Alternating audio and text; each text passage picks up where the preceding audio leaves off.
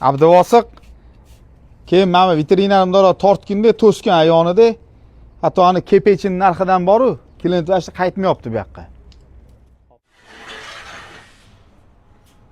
Bo'ladi, yaxshi.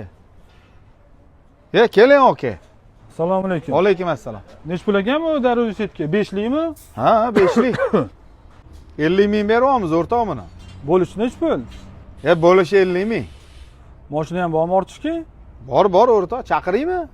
Hozir bir minut aka sigaretchini tashlab keling chetga. Bismillah.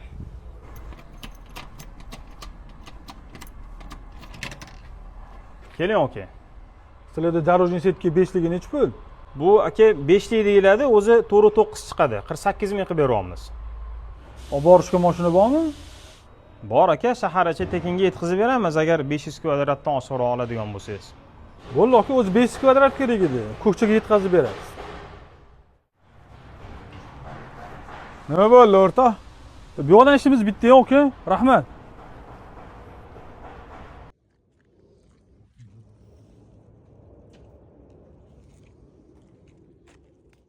Men qara, sen qanaqa odamsan? Yana klientimni chopding-a? Assalomu alaykum. Qaysi klient edi aka? Mana hozirgi klient, men bilan savdo qilib qo'yib bo'luvdi. Sigaretini bichogini otgani keluvdi men yoqqa. Sen chopding shuni. Subhanalloh. Men siz bilan savdo qilganini bilganim yo'q u klientni. Qatta bilmaysan, ko'rib bilib eshitib turibsan-ku. Shoshmay turgin sen bola.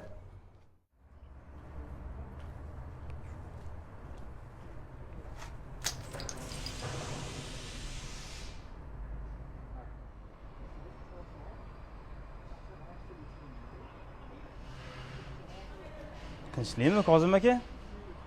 Senga yaxshi bo'lsin deb tashlab ketyapman. Klientlar mana shu mustir bor ekan keladi-da sigaret tashlashga. Sen savdo qilib olasan keyin.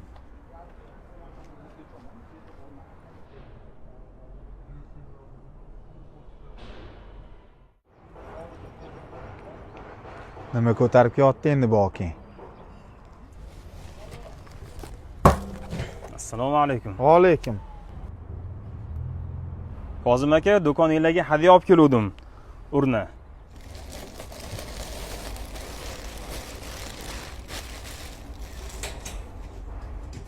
Aka chiqinglar.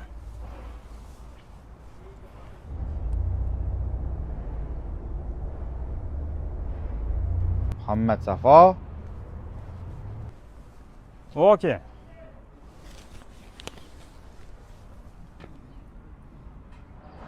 Kam.